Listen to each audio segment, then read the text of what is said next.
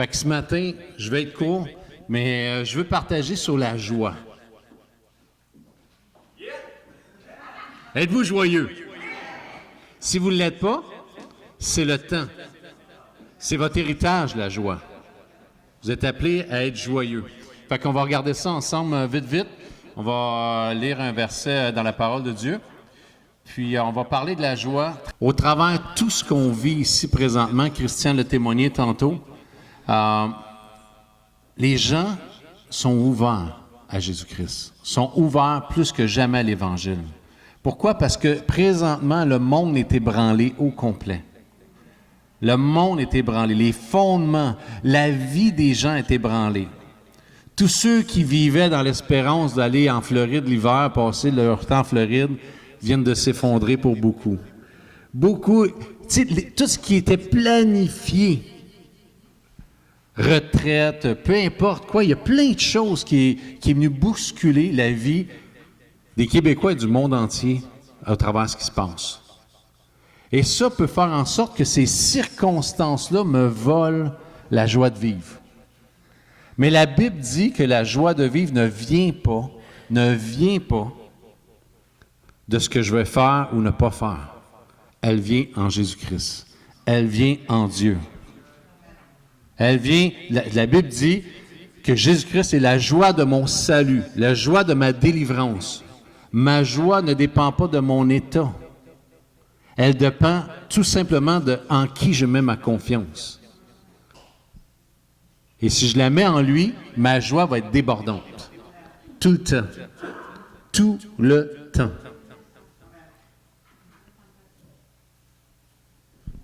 Dans la Bible, c'est à peu près 158 versets qui parlent de la tristesse, qui des références, qui parlent de la souffrance, des pleurs,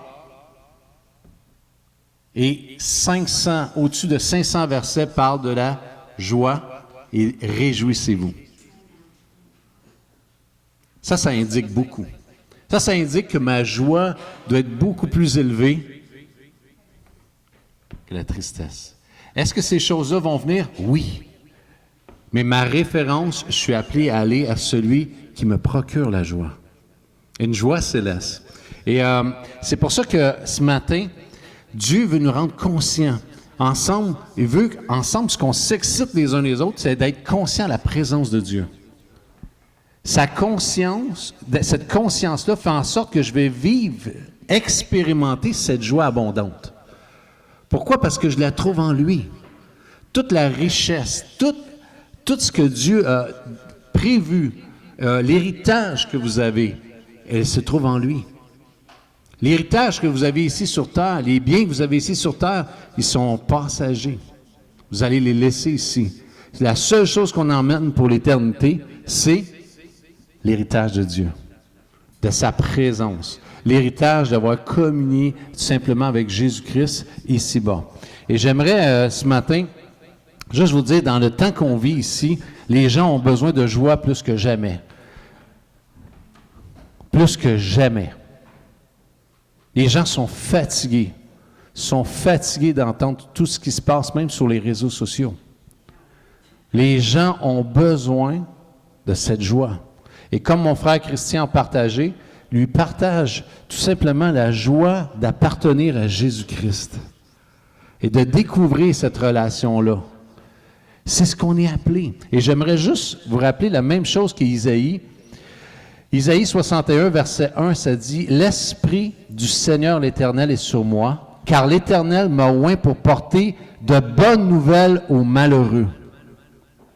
Il m'a envoyé pour guérir ceux qui ont le cœur brisé. » Combien de gens on vit alentour de vous, si vous vous arrêtez, combien de gens ont le cœur brisé, blessés, déçus? Ils ont besoin de cette bonne nouvelle pour proclamer aux captifs la liberté et aux prisonniers la délivrance, pour publier une année de grâce de l'Éternel et un jour de vengeance de notre Dieu, pour consoler tous les affligés. Et regardez comment, pour accorder aux affligés de Sion, pour leur donner un diadème au lieu de la cendre, une huile de joie au lieu du deuil, un vêtement de louange au lieu d'un esprit abattu.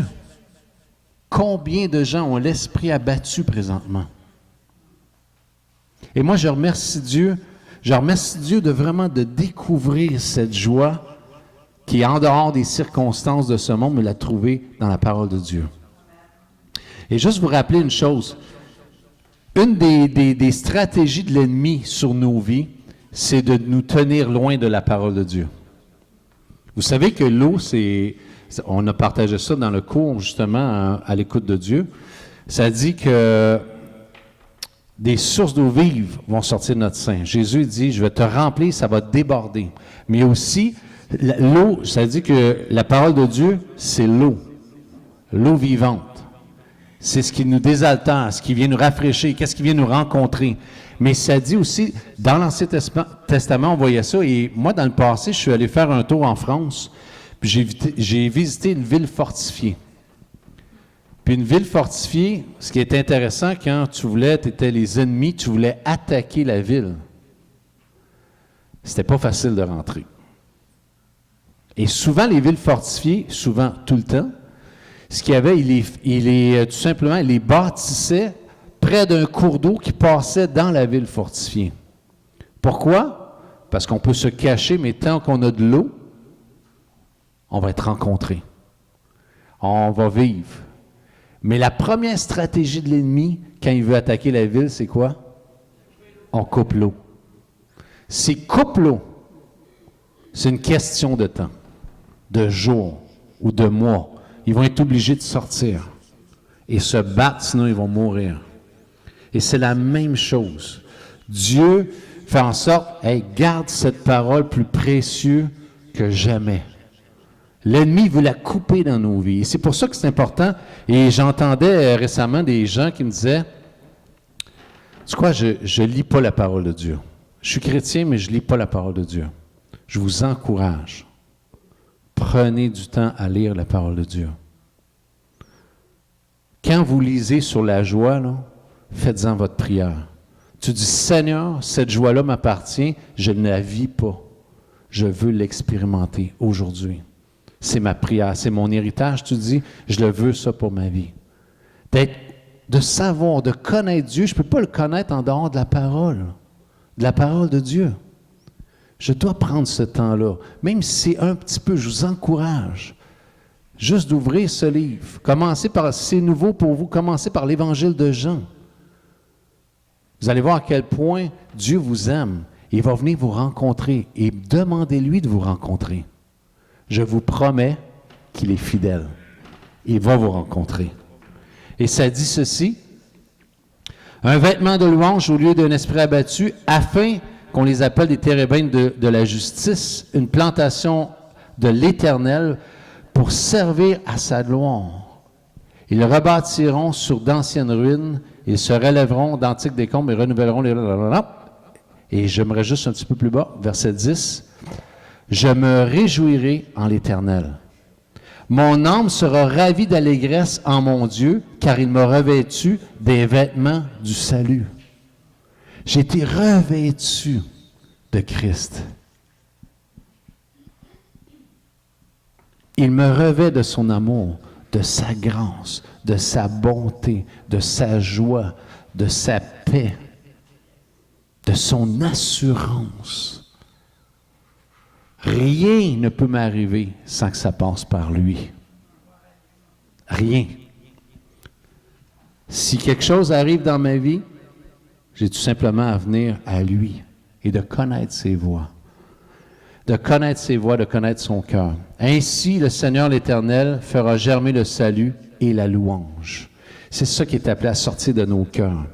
Et j'aimerais ce matin tout simplement vous inviter, prenez ce temps-là. Prenez ce temps-là avec Dieu. Revêtez sa louange et revêtez que vraiment des actions grandes sortent de notre cœur constamment. Fait que ce matin, la joie est pour vous. La joie est pour toi. Peut-être tu dis dans ton cœur, hey, c'est difficile à croire. Mais semble que je vis tellement l'enfer, je vis tellement la déception, j'ai été, tout simplement, les gens ont abusé de moi. Je suis déçu, j'ai un esprit abattu. Je veux te rappeler ce matin, la joie est pour toi. La joie du Seigneur sera ta force. Confie-toi en lui ce matin. Donne-lui tout, prends du temps avec lui, car il t'aime. Amen. Amen.